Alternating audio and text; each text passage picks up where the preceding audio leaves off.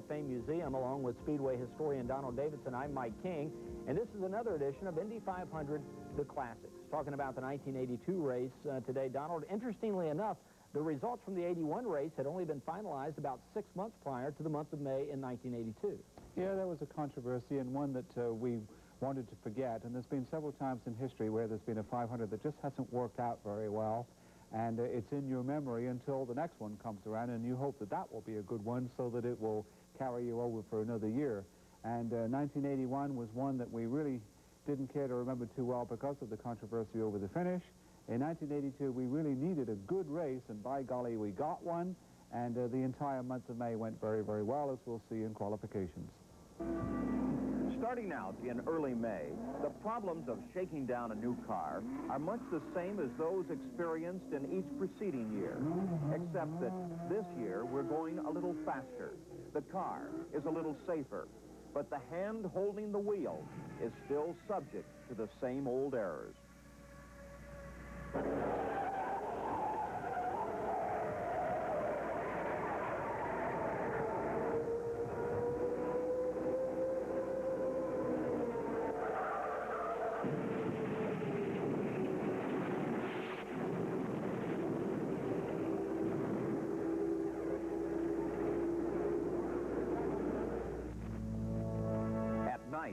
Patient mechanics set right the damage done by impulsive drivers in the daytime.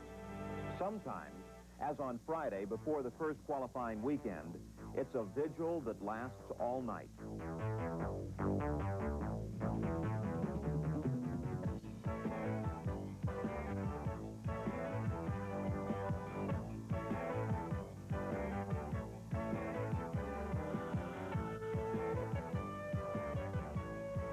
May 15th, the best drivers and cars are ready to take their chance at winning the preferential pole starting position. Kevin Kogan, newest member of the Penske racing team, sets a new track record, 204.082 miles an hour. But then his teammate, Rick Mears, turns 4 fast laps, all but one a track record, an average of 207.004, which puts the pole position virtually out of reach for his competitors.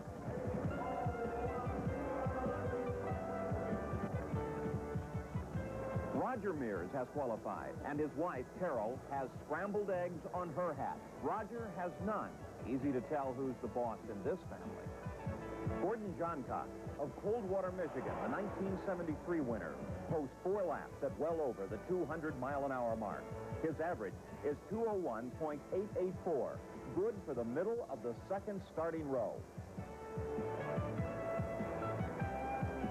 Johnny Rutherford, Fort Worth, Texas, 197.066. Now, Gordon Smiley takes his turn.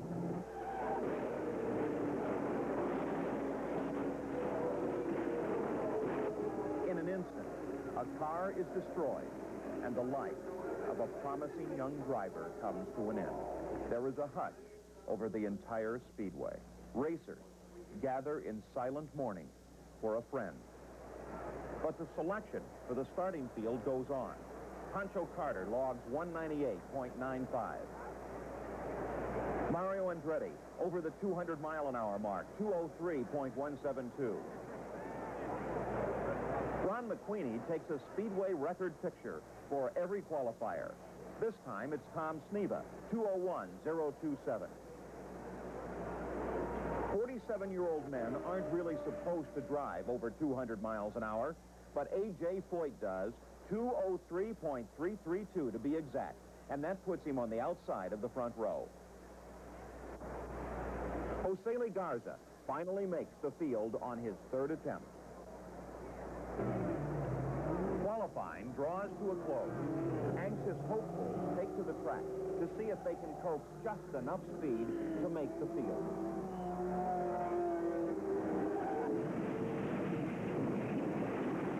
Steve Chassis damages his chassis.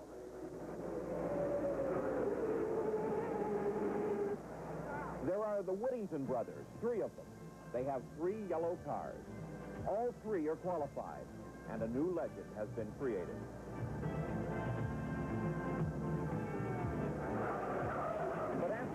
run on May 23rd, Bill Whittington and his brothers have just 1 week to repair his car for the race. Qualifying has ended. The fastest 33 cars have been selected. Now, a chance for the driver to make some money for his crew, a pit stop contest.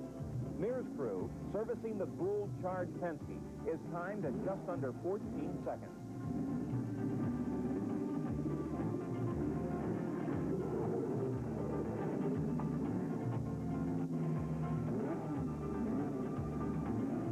Hoyt's crew took 18 seconds. There's $20,000 for that happy team. Maybe they'll buy Rick a dinner.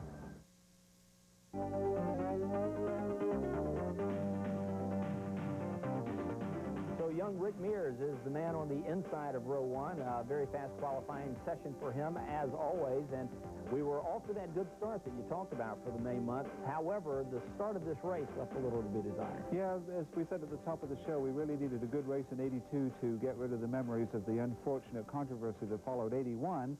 But the '82 race didn't get off to the greatest of starts. But stick with it, because in the closing stages, perhaps the greatest finish ever. Let's take a look now at highlights from the 1982 Indianapolis 500.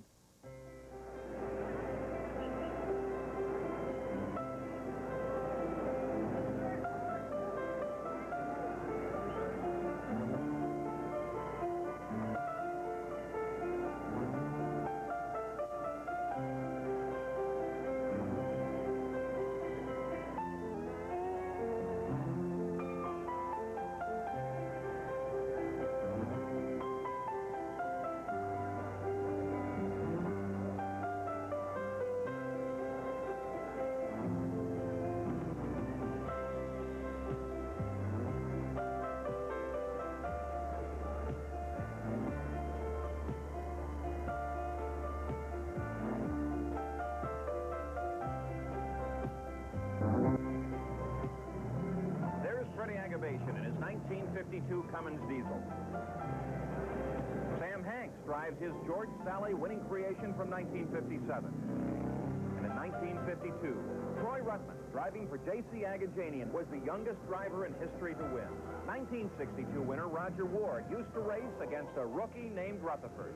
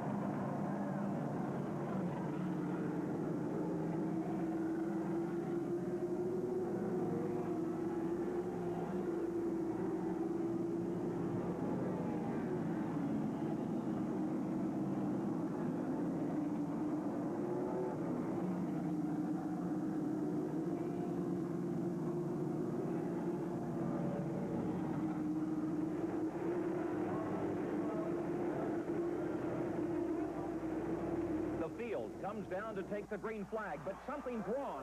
The yellow flag is out, and there's pandemonium at the starting line.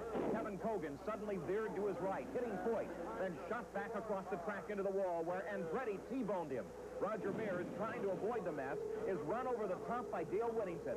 Altogether, 5 cars are damaged. 4 will be unable to continue. Number 4, Kevin Cogan is involved. Number 4, Kevin Cogan is involved. The race is stopped as emergency crews begin the task of cleaning up a gigantic mess. And Kevin Cogan tries to explain to Andretti just what happened.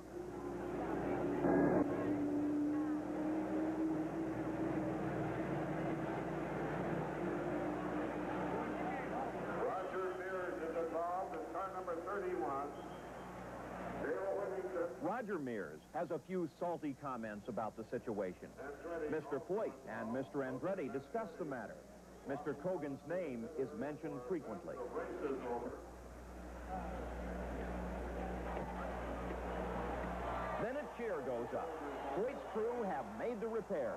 AJ will drive in his 25th race after all.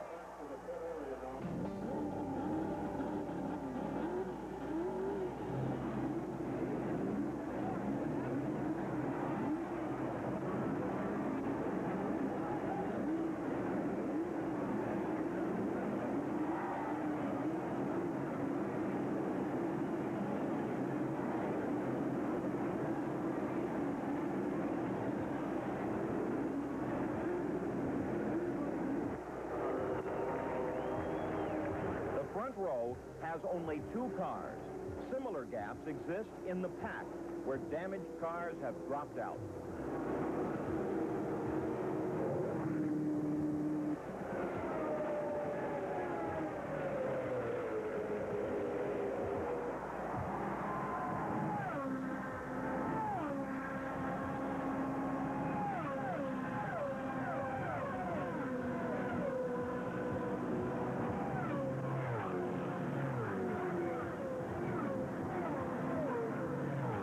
Garza slows down. His engine has quit. A month of planning for just 1 lap in the race.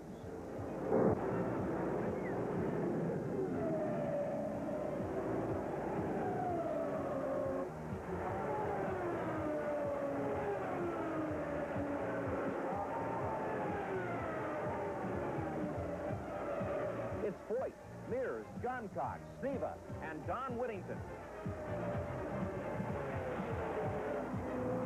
Foyt moves away from the field, but Mears and John Cox keep him in sight.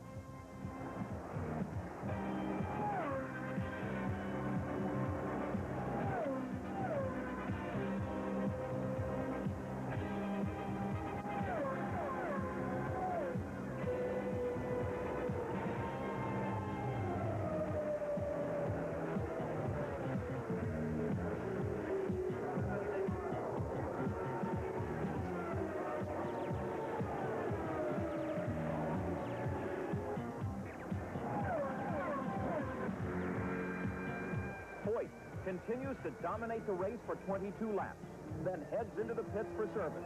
The lead passes from Foyt to John Cox, to Don Whittington, to Danny Angayas, back to Foyt, and then to Rick Mears.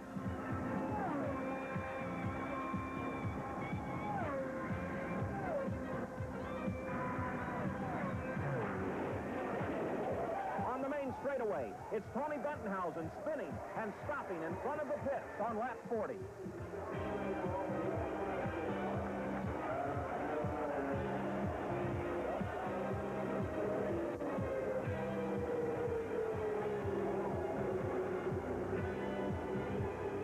The race is slowed. John Cox makes a fast pit stop, then starts back to the race. Mears is out just ahead of him and claims the front place.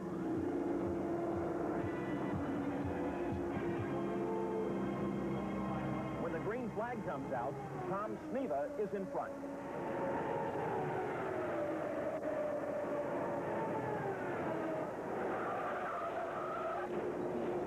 In turn 2, it's Danny Angayas spinning into the inside. Jerry Sneva, Tom's younger brother, is involved and is also out of the race.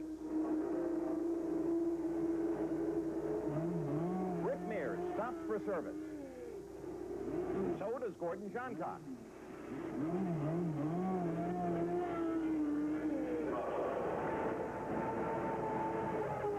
It's Mears, Sneva, Johncock, and Pancho Carter in the 80th lap, the 90th lap, and then AJ comes in. He's got transmission troubles and can only run in third gear. This way. Point is preparing to get out of the cockpit. But how about a hand for the man who set all sorts of new trackers here today, celebrating his 25th year. Mr. Foyt is annoyed. He would like to have won this one, but it's not to be.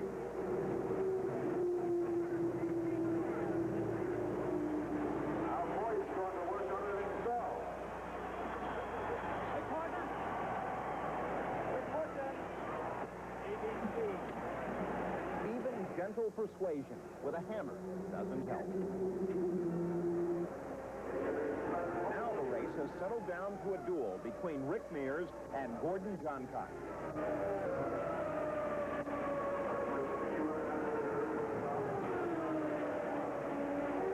Johnny Carson spins. Something broke in the rear end of his car. Mears continues to run first. Parsons takes a new perspective on his car. Green again, but not for long.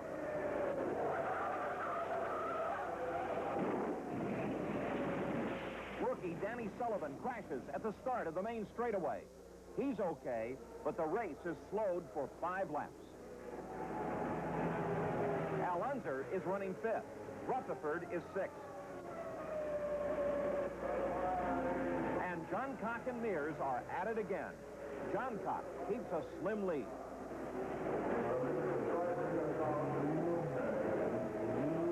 Pancho Carter makes a pit stop, but gets away slowly. His lower gears are gone. Only high speed remains. He's still in 4th place. In the 184th lap, Mears loses precious seconds as he taps the slower car driven by Herm Johnson. Tom Sneva comes in at the same time.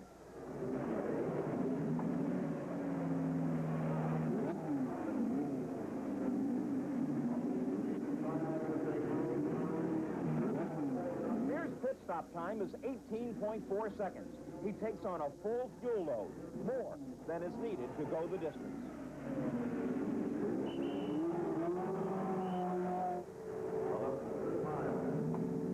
Later, Johncock comes in. His pit stop is 13 seconds, taking on just enough fuel to travel the last 14 laps.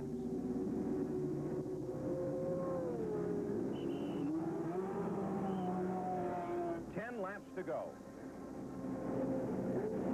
Johncock drives a careful and well-paced race. Mears is down 11 seconds and begins his charge. He picks up a second a lap. 197 laps complete, only 3 to go. Both drivers are creating a new legend by racing at speeds challenging 200 miles an hour. Mears closes to within inches of Johncock. There's the white flag. It's unbelievable. So close together, it looked like a dead heat.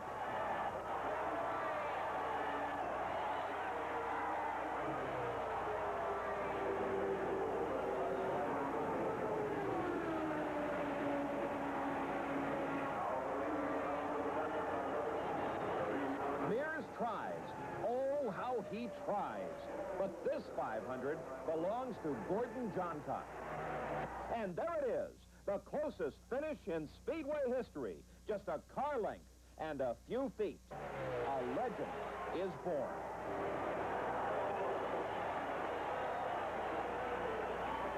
Gordy comes in. This was not like his rain-shortened 1973 win. This one, he won going flat out. Rick Mears comes in. Wife Dina welcomes him. He's driven his 500 miles. He's earned a day's pay, $215,819 for second place.